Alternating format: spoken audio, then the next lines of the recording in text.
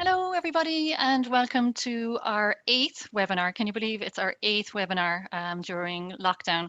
So we're delighted to have everybody here today, newcomers and regulars alike. Welcome along. So I personally have had a very busy day today. My son graduated from national school or primary school this morning. It's quite emotional. Actually, it all happened on Zoom. And now we have our webinar, and then we have 50 people coming for dinner afterwards. So it's a bit of a crazy day today. So delighted to be here in the middle of it all. So who are we? As our regulars will know, we are Employ Mum, and we branched out to Employflex there last year. We're a flexible recruitment agency, and we also offer lots of other services like training and coaching and workshops. And we're delighted to bring our workshops online here when we do this every Thursday at 3 o'clock. And for the last couple of weeks, we've had special guests bringing their expertise and knowledge to the webinars, which has been fantastic. So just before we start, as I said, this is our 8th webinar that we're doing for free. So if you, as regulars or as watchers, could give back to us, we would be delighted if you could give us a like or a share or a follow on social media. We're on all social media platforms, Instagram, Twitter, LinkedIn, Facebook, and we're Employflex there. So if you give us a like, we very much appreciate it. So I met Susan. Susan Manning is our guest today from Susan Manning Consulting. And we have spoken during our webinars about the power of networking, I suppose, and the advantage of networking, you know, when you're in business or when you're job seeking. I met Susan Manning at a Cork Chamber event. Actually, we were learning how to use Instagram together, and we sat beside each other and had a right old giggle. And I also saw her speak at the National Recruitment Federation conference there about 2 years ago.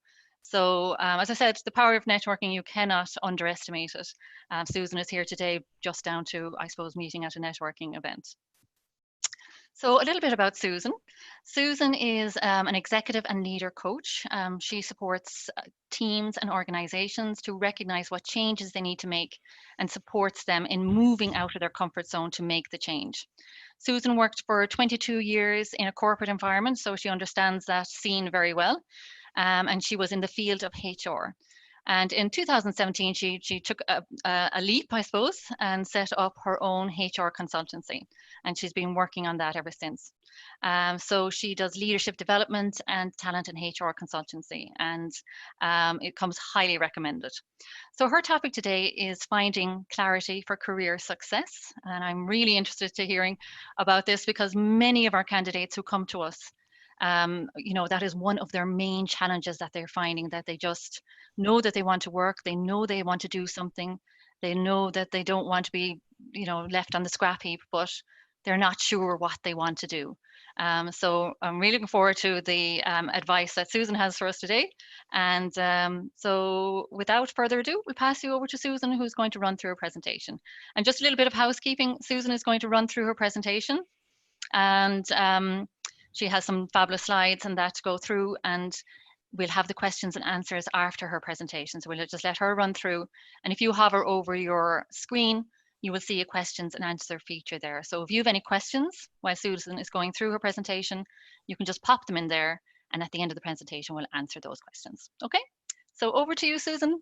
Oh, lovely. Thanks very much, Karen, for that lovely introduction. And thank you to all of your team at Employflex for inviting me along this afternoon. I'm delighted to be here.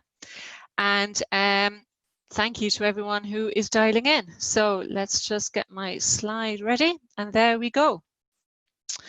So I work with people every day who hate their jobs. And I'm constantly surprised by the number of people who tell me that they get a knot in their stomach every Sunday night with the thought of work in the morning. And there are many, many reasons why people don't like their jobs. It may be that they're not working to their strengths. It may be that they're just doing work that they don't enjoy or they don't have any passion or enthusiasm about. They may actually like their job and be in the right job, but it's the wrong company. And that might be down to a difference in values or a difference even in values just with their own manager. It may be as simple as you're bored and outgrown your job, or if it is very serious and you've gone so far down this path, it might be that you are burnt out from your role. I'm sure every person on this call had their own reasons for wanting to change their job at sometime in their life. I also have clients who come to me that don't hate their jobs and are in the right career path, but they want to change organizations, and they are senior in their roles, that they want to make sure that that they're making the right choice and that they're going to the right organization. So for whatever reasons, finding clarity is the key for career success. Sorry, I nearly forgot my slides there. So I love this, and I think this is what we are striving to find today. This screen, this image is like our head sometimes when we don't have clarity. And we all lead such very, very busy lives that sometimes it is hard to stop and find that clarity.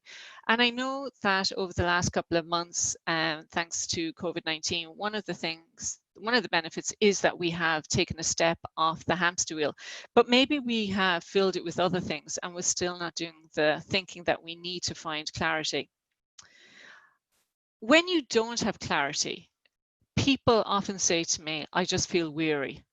I feel lethargic. Sometimes they talk about a thing known as brain fog, that their brain is just very, very dull and they don't really know what it is. Often when I speak to a client for the first time, they sit down on their chair and they say to me, I don't know what's wrong, but something is out of sync. So the lack of clarity is a huge problem for us, but it's also a massive problem for organizations. And I'm seeing that at the moment as well. And maybe you're experiencing that in your organization as we move along the roadmap for opening up organizations.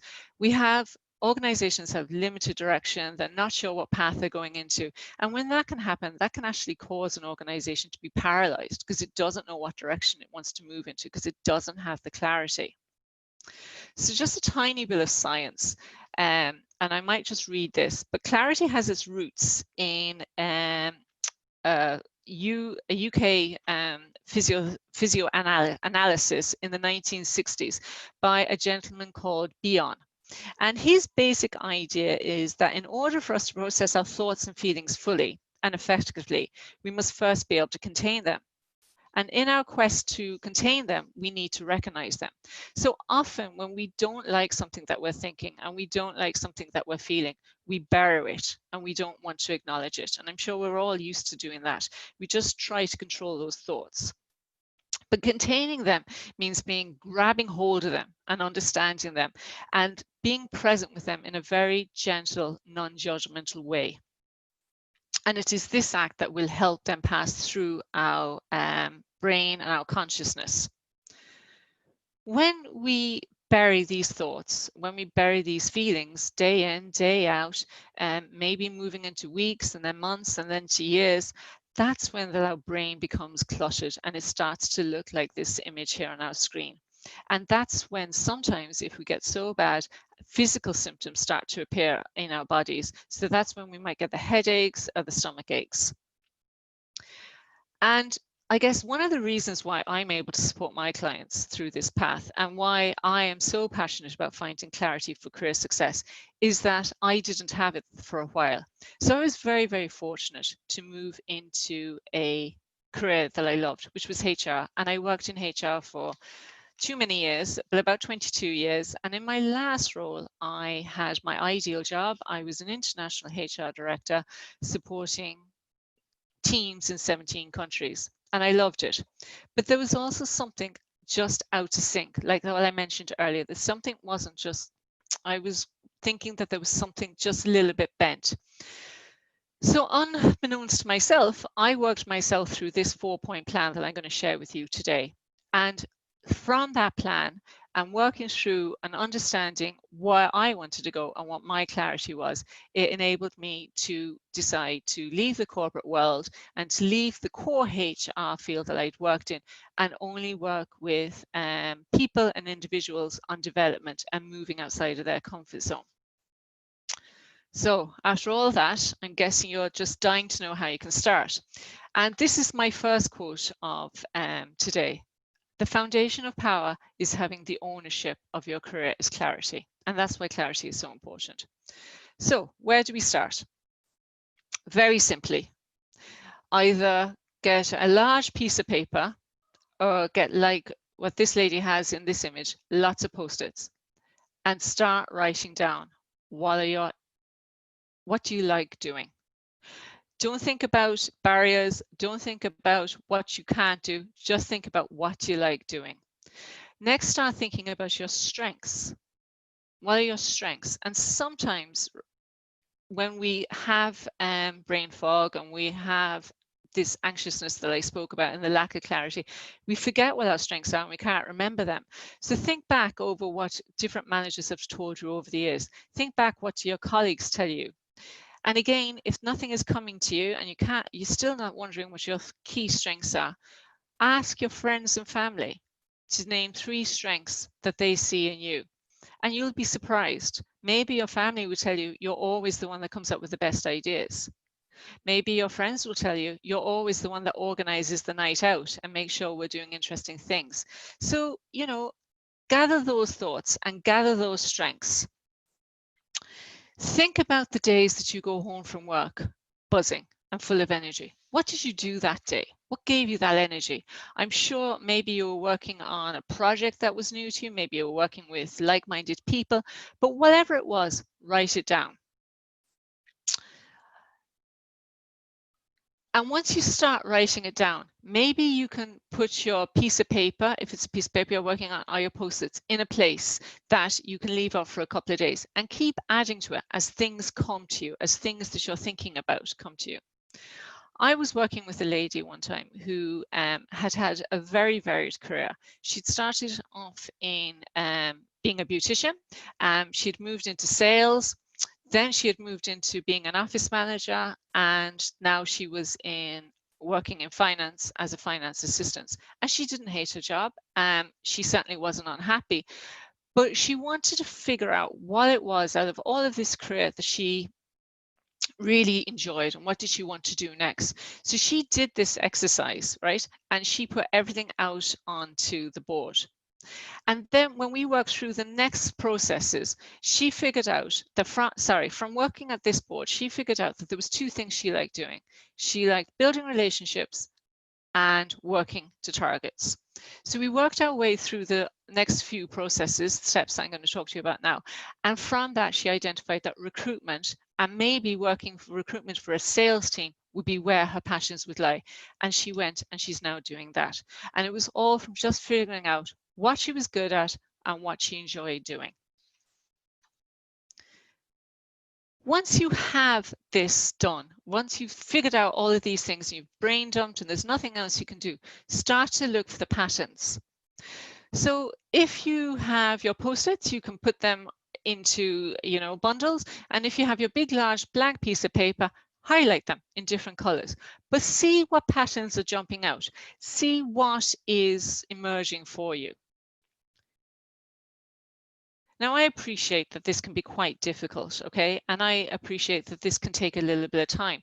So if you are struggling to do this, go to my website, susanmanning.ie, and I've devised 21 questions that can help you ask the questions that you need to look for these patterns and identify what you're good at. And I would suggest, right, that you take those 21 questions and take your thoughts and go to somewhere where you wouldn't normally go, maybe the park, or maybe a different coffee shop when they open up, and sit down and just start writing and just start thinking about what you wanted to do before the world told you what you should be doing. Because when our brain is lethargic and grey and full of fuzziness, it can be quite difficult to work through all of that clutter. Remember the slide with all the clutter, which path you're going to do. So any help that you can get, it's good. And just put it all together and then look for the patterns. And keep asking yourself, what else is there? What else can I see? And there's 2 pieces of information that next slide to look at. And one is values, which I mentioned to you earlier. And this is important, I think, for us just to figure out what is important to us. Why do we have these values? Often I think that people understand the term values, but they don't articulate them. So this is a great opportunity for you to articulate what your values are to you. The second thing that I think can give us really clear insights into who we are is understanding our preferences. And there's lots and lots of tools out there that you can use to understand your preferences. But the one that I use in my practice is Myers-Briggs, or MBTI. And I just think that understanding how your preferences are, how you view the world, how you show up to the world, can be very, very insightful into the type of career that is good for you and what you want to work in. So the preferences look at 4 things. How do you take your energy? Are you somebody who likes to focus on people and the things in the outer world? Or are you someone who likes to work with data and is very reflective? How do you gather information? Are you someone that needs lots of facts and details before you can work on something? Or are you someone very happy to be working in the context, the concept, the blue sky thinking? Whichever one of those preferences is the right preference. It's just about who you are. And by understanding more about that, it can help inform your decision. The second 2 is making decisions. And again, there's 2 preferences, thinking and feeling. So do you make your decisions using your thoughts and analytics, or do you make your decisions coming from a people-centric point? Again, both are right. It's just about how you do it yourself. And finally, how do you deal with the outer world? Some of us enjoy making lists. Some of us enjoy working in a very structured environment, very rigid environment, and some of us like to work in a more loose environment, to be more spontaneous, to go more with the flow. Both people with those preferences will reach the deadlines and will achieve, but it's just the different ways that you might do it. So I was working with a man one time. He was in his late 20s, I would think, and he was working in a call center, and he really wasn't sure what it was, but he wasn't enjoying it. And we did his MBTI, and he was somebody who was a thinker. So he liked to use his analytical side of his brain, but he was also someone dealing with the outer world, sorry, who was very organized and very structured. So when he went into work every morning, he had a list of what he needed to do and how he was going to do it. But that wasn't the organization he was working in. That wasn't the environment he was working in. And so it was the environment rather than his job that was wrong. So he moved out of the call center and he went and found another role doing another organization in another environment, but doing the same similar work, which suited his preferences. I also use this fantastic book. I don't know if you can see it there. Hopefully you can. And it's called Do What You Are. And it's based on Myers-Briggs, and it's really, really good in terms of the first part of it is all about different people and their preferences and how they've turned up. It also outlines what your career satisfactions are for your preference type. Again, a very useful piece of information. And then it looks at the different types of careers that you may have based on different things and different preferences. I'm not saying that that's an influential, I'm not saying that that's the path you absolutely have, but it's all about gathering the data, because until you have as much data as you can about who you are and what's important to you, what you enjoy, what your skill set is, what your strengths are, that's when you'll break through that noise, you'll break through that grey fogginess to find clarity of what you want to do next.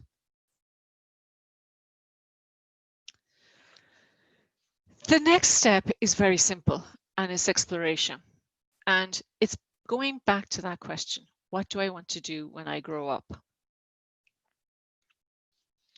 And there's 2 ways you can look at this. Once you have all of that information that you've worked in step 1, you may have decided that you want to change careers completely, you want to do a very different thing, different organization, or it may be that you're actually in the right career path, you're in the right science, but what you would like to do is change jobs or go for a promotion or something. But this is about how do you explore that, okay? Because again, it's about getting knowledge. So I was working with a gentleman that was working in the bank, and he had been in the bank for 20 years. And he went into the bank because his father wanted him to go into the bank, which was fine. And he had had a good career in the bank and he was very happy in there. But he was the person who sat down in front of me. He let out a big sigh and he said, I don't know what I want to do, but I know I don't want to work in the bank. So we went through this process with him, and he had identified 3 careers that were extremely different. The first career was as an organic farmer because he had some land and he thought that might be what he wanted to do. His second career was to become a physiotherapist because, again, that was something he always wanted to do, but he just felt he never did it, and maybe he would go back to college and he would do it. And then his third career was to look at his transferable skills and transfer them maybe into a US multinational. He had this thing in his mind that, excuse me, working in a US multinational would be very interesting, and maybe that was where he wanted to go. So I said to him, well, we now need to explore each of these 3 career paths, and we need to figure out which one is the right one for you. And starting with the physiotherapist. So I suggested that he go and find someone who he could talk to about becoming a physiotherapist and setting up their own company. And he said to me, I don't know anyone who's a physiotherapist. Like, I can't do that. But, you know, once you start networking and talking to different people, somebody eventually, and the word eventually is wrong, but somebody did introduce him to a very successful physiotherapist, and he went off and he spoke to them. He had a cup of coffee, and she talked to him all about going through the college and what it took to set up her own business and how she got that. And it was very insightful for him. He next spoke to a sales business analyst in the US multinational. And again, it was just a networking coffee, and it worked out very well. And he gathered his information. In terms of the organic farming, I'm not 100% sure who he networked with that one, but it was all about getting the information. It was all about understanding which was the right career path for him. And he decided, after 20 years in the bank, to go back to college and do a master's in, I think it was business analytics. And when he has that master's done, he's going to narrow his focus into a US multinational, working as a business analyst. So again, he had all of that information, he got it all, and he was now more comfortable to make that decision. My third step is make a plan, because you have to have a plan, in my opinion. I'm not somebody, certainly, and I would never encourage someone just to jump into something without thinking things through. And sometimes your plan needs to be very, very detailed. So I would be suggesting that you start your plan with, what is your career path? What is your career success? So you have identified where you want to be, and whatever that might be. Then brainstorm everything that you absolutely have to do to get to that career path. So all the tiny things, from maybe, you know, redesigning your website, CV, sorry, you know, to looking at college courses, to networking, to speaking to your manager, to speak, whatever it might be, put it down. And then when you have that, then break your plan into nice, manageable chunks. So doing something that you need to do this week, and so forth, until you get your career plan. And again, another great book, I think, is, and I just have it here, it's James Clear, Atomic Habits. And he says at the back, a revolutionary system to get 1% better every day. I guess I changed that slightly in, what's the 1% you can do every day towards your career success? So, for example, if you did decide that you need to go back to college, and if you did decide that you need to find, you need to go back to college. There's so many different ways we can go to college these days. It doesn't necessarily have to be full-time. It may be by night, it may be remote, it may be in bite sizes. Whatever that is, make that one first step your research. Make that to figure out what is the right college course for you. Maybe that's your 1% step for this week. Your 2% step might be to fill out the application form and so forth. So I'm a strong believer in that you can't just take this big, huge, lofty idea, lofty career success, and not break it down into very manageable tasks. I remember when I decided that I wanted to do my master's in behavioral science. It was something like 3.5 years. It was very long anyway, and it was based in England because I went to Henley Business School. And my poor simple brain couldn't cope with the thought of going to college for the next 3 years. But actually, the way it is, I just broke it down. So I did the first certificate, first part first, which was the certificate. Then I did the diploma, and then I went on to do the master's. So just break it down into simple steps, and this will help you move towards career success.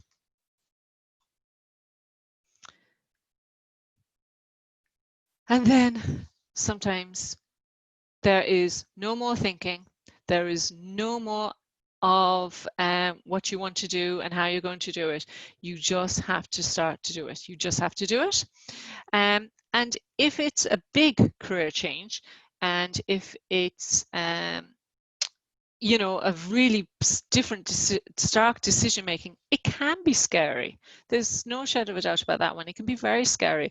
And I know that when I was thinking of leaving, the one thing that I knew, the one thing that was constant in my life, which was being an employee in a corporation company, I knew that it was very scary. And I read this great book, again, When to Jump by Mike Lewis.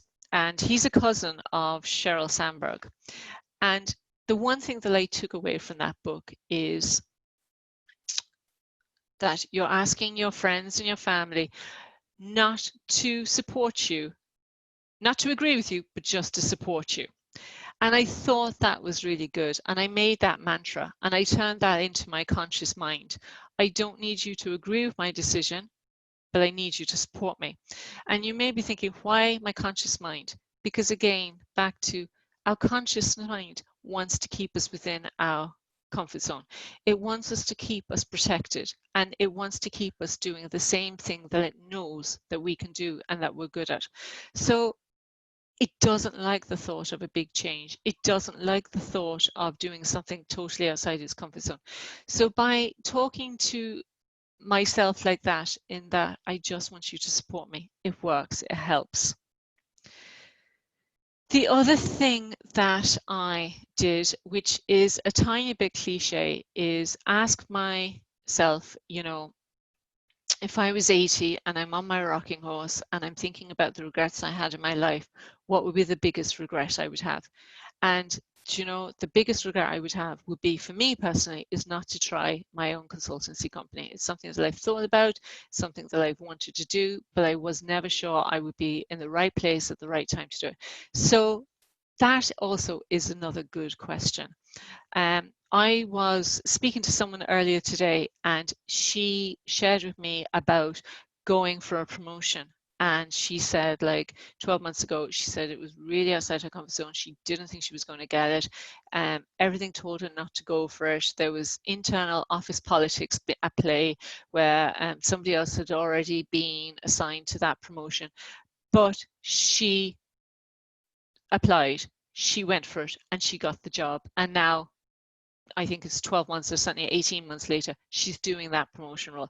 So sometimes, and she told me that she also asked that question, what would be the wrong regret if I don't go for this?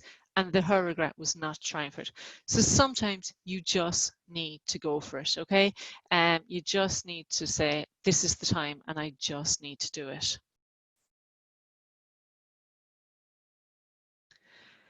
But we are in very, very unusual circumstances at the moment. We're just coming out of a global pandemic, and I recognize that changes might not be the right thing to do here in 2020. Now, this is different to just procrastinating, but rather it is more that it just honestly isn't the right time to do it. So I thought I would just share with you some things that you can do if you are suffering from lack of clarity, but you just know that you cannot afford to change jobs at this time. So the first thing to do is complete the first 3 steps of this plan, okay? Have your clarity, know what you want to do. Again, think about doing one goal a week that moves you towards that clarity. Have that networking coffee. Have that research. Read a book. Research the companies that you're interested in. It can be anything, but just make yourself do one goal a week towards that goal. And what that will also help you do is develop a bit of energy and develop a bit of enthusiasm, because when you feel as if you're doing something, when you feel as if you're in control of your career, it creates an internal shift that makes you feel more energized.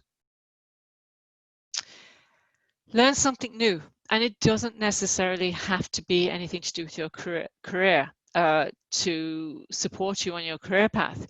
It might be something very creative.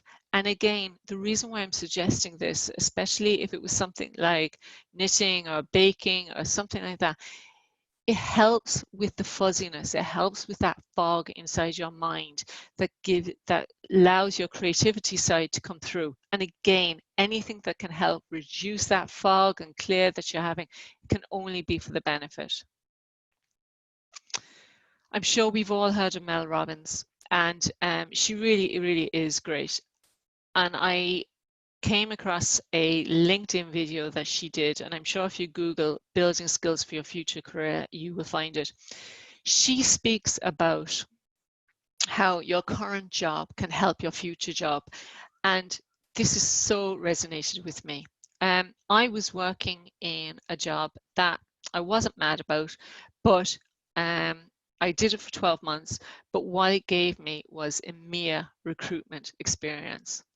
And when I applied for the job in a company, the company that I was in for the longest period of time, which was EMC, what they were looking for was a mere experience. So I will never forget what Mel Robbins said that time.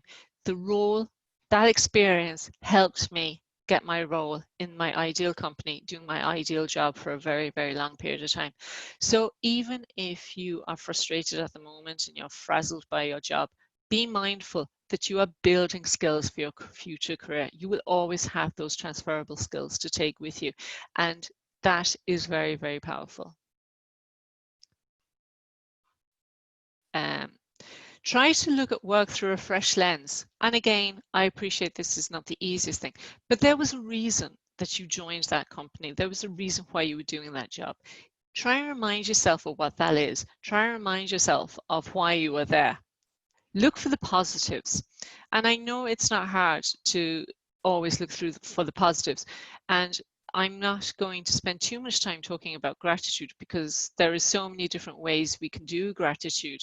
But sometimes when we're working in a job or a company or a role that we don't really enjoy and that we're not really appreciating, I think it is often a good idea to think of 3 things that happened today that was good.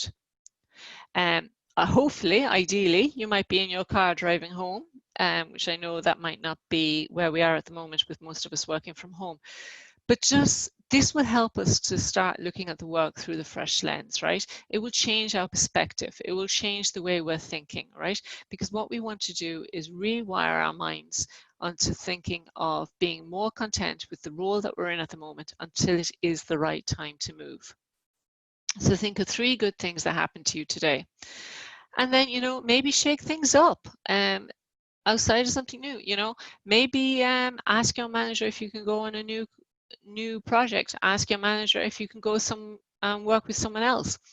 If that's not possible, maybe go and speak to someone that you don't normally speak to. Maybe go and just do something different.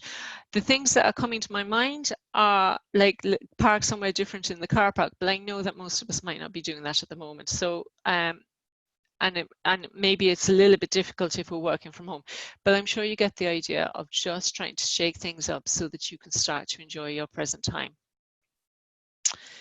This is my quote. I'm sure I'll never become global or anything too famous, but I do believe that life is too short for doing a job that does not give you passion and energy while working to your strengths. It's simple, but really it's what will make us happy. It is what will give us inner peace. That whole changing that knot in your stomach from anxiety because you don't want to go to work to being energized and enthused about your job is so key here.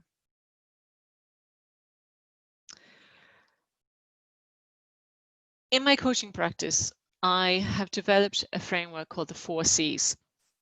And it's very simple, and it can work for individuals and it can work for organizations or teams. And it really is based on finding clarity. So what is it that we want? What is the goal? What is the dream? What is our passion?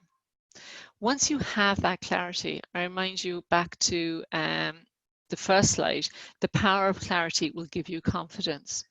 And that confidence, the clearer you become in your goal, the clearer you become on what you want, that confidence will grow. That confidence will grow inside you, will combust is the word I was looking for, until you move to conviction. And when you have conviction, you know what actions you need to take. And when you know what actions you need to take, it's very easy to take them. And then you can create your path to success. So it's the 4 C's: clarity, confidence, conviction, create. Again, very simple concept, but not always the easiest to work our way through, because the first thing we need to do is find clarity. And clarity is so hard sometimes to understand what we need to do. So I wish you all the best of luck. And Karen, that's the presentation for the moment. Super. That was just fantastic, Susan. Thanks a million. I took a lot from that myself. Really some great simple tips, but when you outline them as you have, it makes so much sense. You can just stop sharing your screen there for a second, Susan, and then we'll be on the screen. Yeah. Thank you. Oh yeah, thanks. Great. Thank you. Yeah, so well done. That was really good. And listen, a huge thank you to Susan today for giving up her time to do this. She's doing this pro bono, so we know everybody's time is precious. And again, You're a big welcome. thank you to you today. Well, for me, what struck me most was, when you're burying your thoughts, you started off with this, and your brain gets cluttered, and you have that brain fog that really affects your whole being, the holistic mind, body, and soul, so that if your brain is clogged, you will eventually manifest in physical and spiritual, negativity, so I think it's really important to get that clarity that you've been speaking about today. And what else I thought I really loved, think about the days when you came home buzzing from work, Yeah. like we all have our crap days too, but the day that you would, like, you really gave yourself a high five and you were thrilled with yourself and you were thrilled with your team, and what happened that day that made you have that feeling. And that's the thing you should be really concentrating on going forward, and doing more of that, because that positivity is only going to show in your work. I'm dying to get on your site and have a look at the 21 questions. Oh, you're welcome. So, what is your website again, if you want to just repeat it there for everybody? It's quite simple, susanmanning.ie. Susan Manning. So there's 21 questions that can help you identify the patterns in your life, and give you more clarity in what you want to do. Would that be a correct synopsis? Yeah, absolutely. Yeah. And just, Karen, some people have told me that they were quite hard questions, that they couldn't fill them out all in one day, but that's okay. Right? This is like a work in progress, it's just to help with your thinking. And some questions will resonate with you and some questions you won't like, but it's really just to get to that question. What do I want to do when I grow up? Yeah. And sometimes you do have to ask yourself hard questions, and ask yourself, why are you continuing to do something if it's not making you happy? Your quote at the end, it started off with life is short. Our motto is actually life is short, work somewhere flexible. That's our tagline. Oh, yes, so, actually, so, yeah. We're very in tune Yeah. there. So the books, What You Are. I love the sound of that. You were the third person this week who has recommended Atomic Habits to me. Oh yeah, So I'm he's going to have very to good figure that one. This is another one that we recommend actually. The Work We Were Born to Do. to do. Oh, lovely. Yeah, So it sounds similar yeah, to yeah. do Do what what you you are. are. Yeah, yeah. Yeah, So that might be another one that people could look at. And you said then as well that when you're 80 and you're on your rocking horse, I was like, mm. oh, I think you're doing pretty well if you're on a Oh, rocking horse and you're. I'm in rocking chair. I'll be quite happy if I'm on a rocking horse when I'm 80. True, true. But yeah, Uh, that's so true as well, and none of us yeah. are getting any younger either, so Mm. When to Jump sounds like a very good book. It could be now, it could be maybe next year. As you say, things are a bit crazy at the moment. And I also really loved the steps at the end that you had, and I think it is so much easier when you do break it down into steps like that. Yeah, When you think I'm going to, as you did yourself, your degree that took 3.5 years. That's a huge thing to even contemplate. So breaking it down into little yeah, steps, I think is like, how do you eat an elephant? yeah. Bite, One bite, step bite, at a bite. time. Yeah, yeah, Yeah. yeah. One So bite at a time. Yeah. yeah. So that was brilliant, Susan. I really Thank got a you. lot out of that myself. Thank you. I'd say Thanks, our Karen. our audience did as well. So we'll just pop into the questions and see if there's any questions here, Susan, if that's okay with you. Lovely. Yeah. Okay. So the first one is from Caroline. She's asking, one of my biggest values is flexibility, but every time I start to look at career options, I feel that I will have to compromise on this and stay put. I have a huge amount of flexibility at the moment and don't hate my work at all, but I feel my real potential lies elsewhere. Okay, I don't think there's really a question there. But Caroline, I just say you have a lot of flexibility at the moment, which is great. I don't know if you want to just pop a question in there, Caroline, at the end. I'm not sure really what you're asking there. If you want to move or something, maybe just pop in another question there, Caroline. And you Okay. could probably speak to this more than me, Karen, but certainly COVID-19 has created a lot of flexibility, and I think that organizations will look at that a lot more, because both the organization wants it and people want it. So where we might not have had flexibility in our role before, I think we may see a shift, a change in that going forward. Absolutely. I think it was you who said, I saw in a post that the COVID-19 has moved us 10 years ahead of flexibility in Ireland, Mm, and that's huge. At mm, least that's a positive we can take from where we are absolutely. today. Yeah. I think, employers are realizing that it can be done.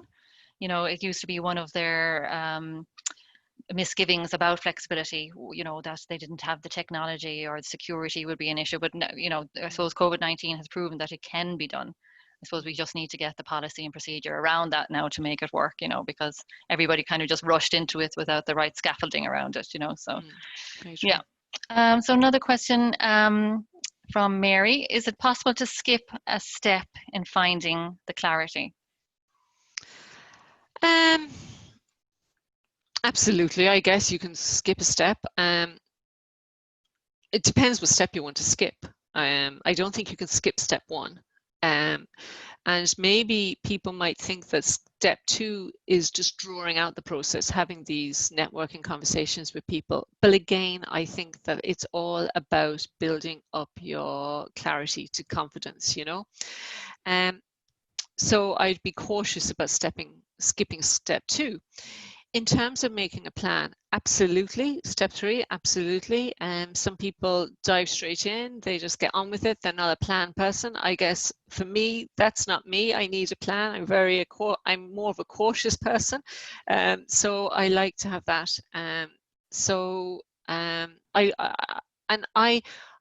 I guess I would be concerned if anyone didn't have some sort of a plan before they did something radical. But some people do, and it works out great for them, and that's okay too.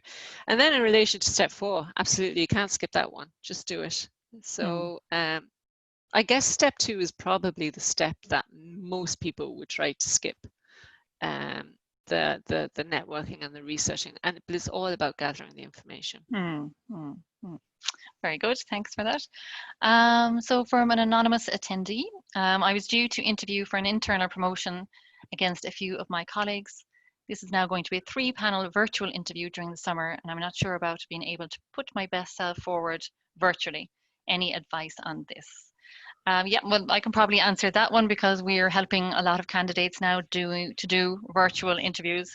We actually have a blog post up on our website, so you can check that out on employflex.ie, and it gives you, I think, 10 tips on how to handle virtual interviews. But you know, if you're feeling very uneasy about it, I would recommend talking to a coach, or even talking to us. Helen Walsh in our team is a qualified coach, and she talks to a lot of candidates before virtual interviews. So if you want to have a chat with her before you go into your interview, I certainly would recommend that. Just, you know, even an hour before your interview, just get you in the zone if it is something that you're not comfortable with. But you know, some of the things that I would recommend is, you know, get really very comfortable with the technology before you go to the interview. You know, make sure that your environment is set up. Make sure that noisy kids and dogs are off the scene. You know, and so a lot of practical stuff there on our blog that you can look up there. Okay. Okay. So lots of thanks coming in here from Tara. Thank you very much, Susan. Extremely helpful and getting post-it notes out now. We'll definitely be onto your website for more info. Thank you. Good. From Dave, thanks both and well done, Susan. What about COVID-19 confidence dips? Any thoughts? And I think a lot of people are feeling this at the moment. You know, I'm talking to a lot of people and they're saying they just feel really unmotivated, really tired, you know, and even though work might even be picking up a bit and things are looking up, people are just a bit meh at the moment, I think, you know. Yeah. Have you any Weary. tips there? Yeah. Weary. I just kind of go back to, if you can have some clarity about what you want, and I think that's where we are, a lot of people, and especially organizations, we're not sure what's next. You know, people are talking about the second wave. We're talking about, like, can we do this? Can we do that? And I think that's what's causing the as you mentioned. Because if you have the clarity, your confidence will build. And that's my one thing, I think. Yeah. Try and develop whatever clarity you can have within your control. There's so much we can't control. There's so much, you know. So, you know, your clarity might be that you're just going to sit comfortably in this process as we're going through it. You know, you're just going to become more comfortable in the unknown, which is where we are at the moment. And that will build on your confidence then. Yeah. And I know, and I talk a lot about this as well, you know, surround yourself with positive people. You know, have a virtual coffee with one of your cheerleaders, you know, somebody who always gives you a boost, or if you have a mentor, if you have a coach, give them a quick 20-minute call and just have a chat with them, or, you know, just, you know, we all have that person who lifts us, you know, and who has the time, and not a yes person either, I would say, you know, because that's the worst thing you want. Oh, you're great, you know, somebody who's going to give you constructive criticism. I give that person a call and, you know, just be honest with them. Look, I'm being unmotivated and a bit, you know, down or whatever at the moment. Like, well, you know, any tips, or, you know, just to be completely honest, I think is the best thing there. Okay, some more questions coming through here. I feel ready to go back to study and had my heart set on a 9-month course this September, but I'm disappointed to hear that this course will run mostly remotely now.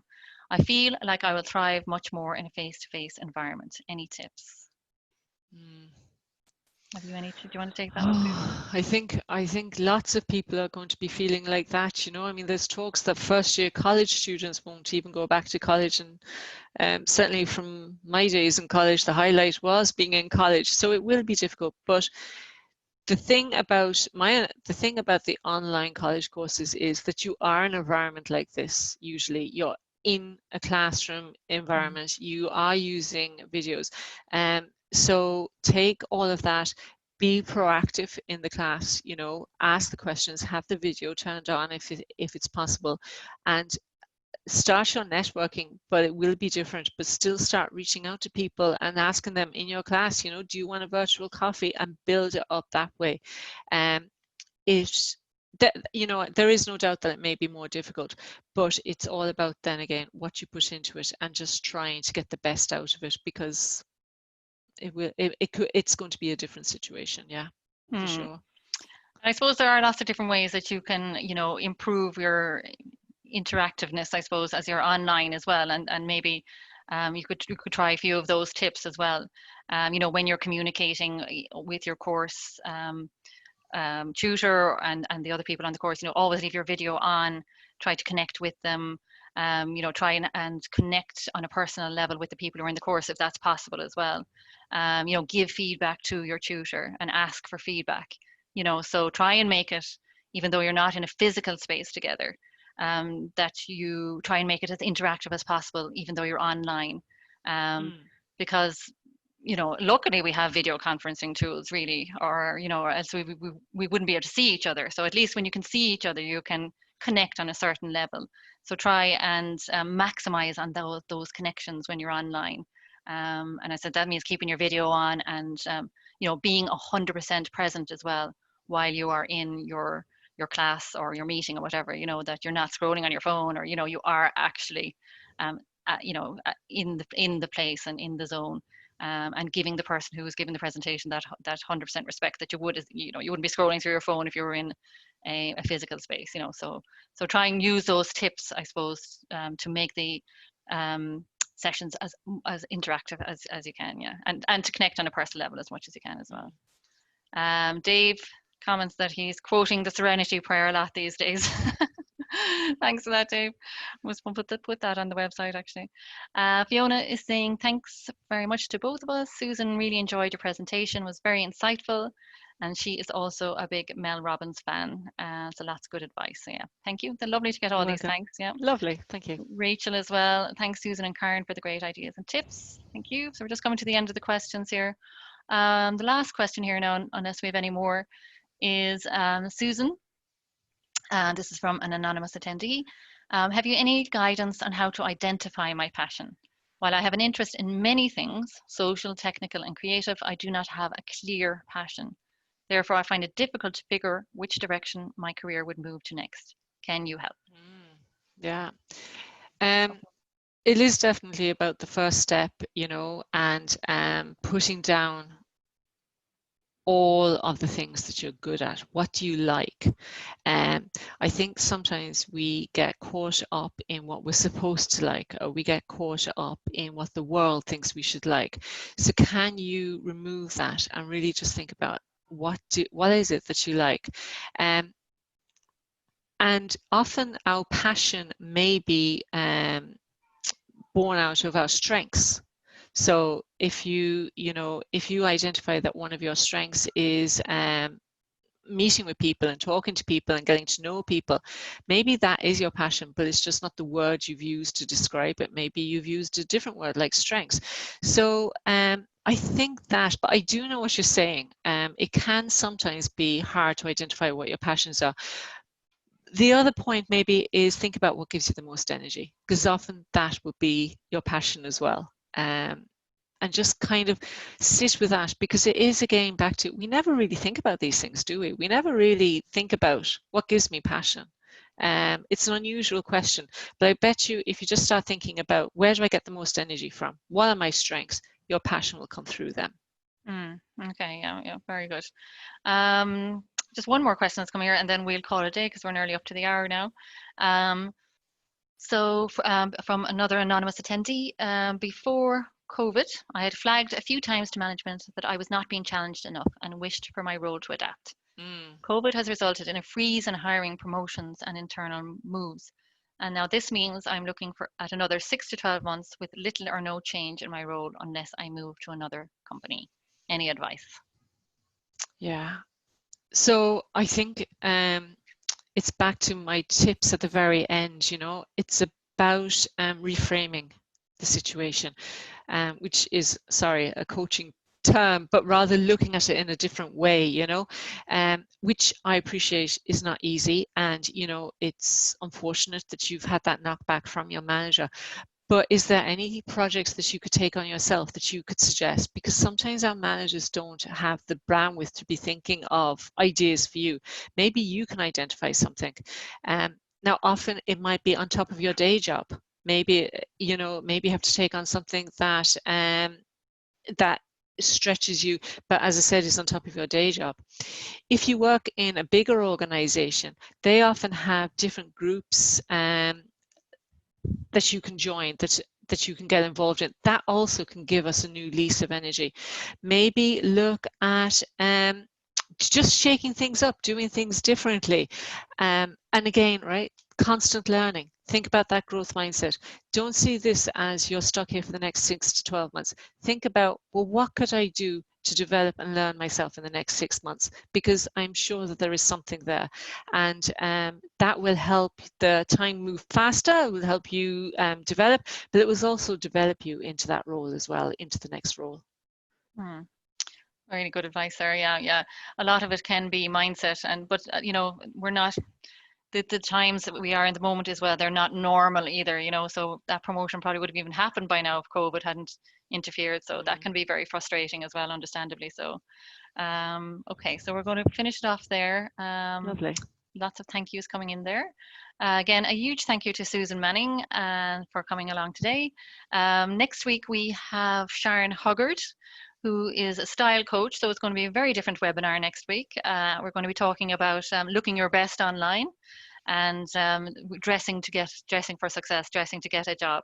So that should be very interesting. And I will be sending you the link for that in any case, but we'll be here again same time, same place next Thursday, and hopefully we'll see you there as well. And we'll be sending out a link of this, the recording of this presentation as well, which will be up on YouTube. So if any of your friends would like to see it, it'll be on our YouTube channel from tomorrow on. So listen, have a lovely weekend and have a lovely week, and we'll see you again next week. Thank you, Lovely. Susan. Thank you, Karen. Bye for now. Bye now. Bye.